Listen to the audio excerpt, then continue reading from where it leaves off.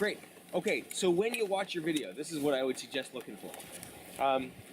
Progression was great, and it was at the level of the group of people. The challenge was at the level of the group of people, and the complexity of information was at the level. You did a really good job of allowing people to explore. What did happen is people explored in some pretty different directions. And that's not a problem if that's what you want. Another way to attack that would be, which is often in a group experiential environment, which can be sometimes more effective, is to create a very concrete objective. Oftentimes when you look at more experiential ways of learning, where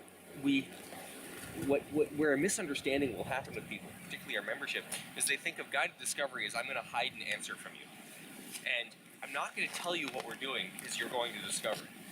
That to me is a misunderstanding. That's actually not what the discovery is. Not if I'm taking you through something, the discovery is not supposed to be that you eventually figure out what I'm trying to do.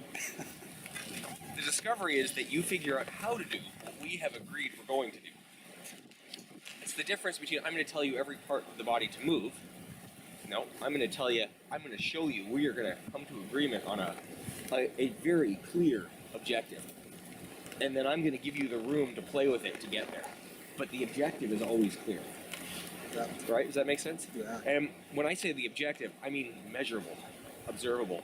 It's not a concept that we're going to explore. It is, I have 20 minutes, I have half an hour, I have a day, I have a week, I have a year with somebody, whatever it is. But I know what success looks like. And I know what success looks like so well that I can help you have the same image of success. And now we have the same image of success is a ski performance. It's a set of body performance parameters. It's very clear what we're going to do. And then what we're trying to do. And now I have the room to let that go. I would suggest that starting out every clinic, after you get to know your people and shit like that, right?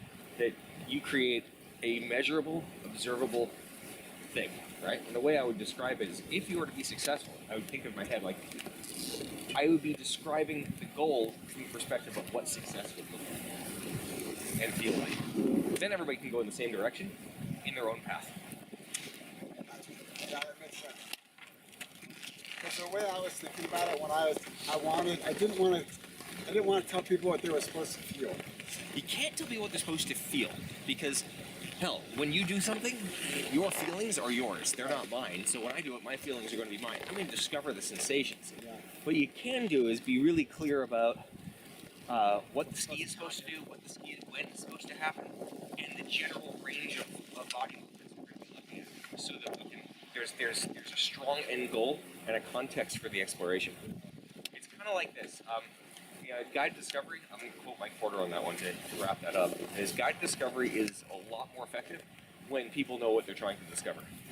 Otherwise it's guided mystery. Right. It's not mysterious, it's not mysterious random discovery. It is, I know how to do this, and this is what this looks like, this is what success looks like. What you're going to discover is how you're going to do this. Right. And it might be through some tasks, you might discover it through some commands, you might discover it through some reciprocal stuff, you might discover it through some problem solving. But ultimately, you're clear on what you're trying to find. Yeah. Can we warm? Good point.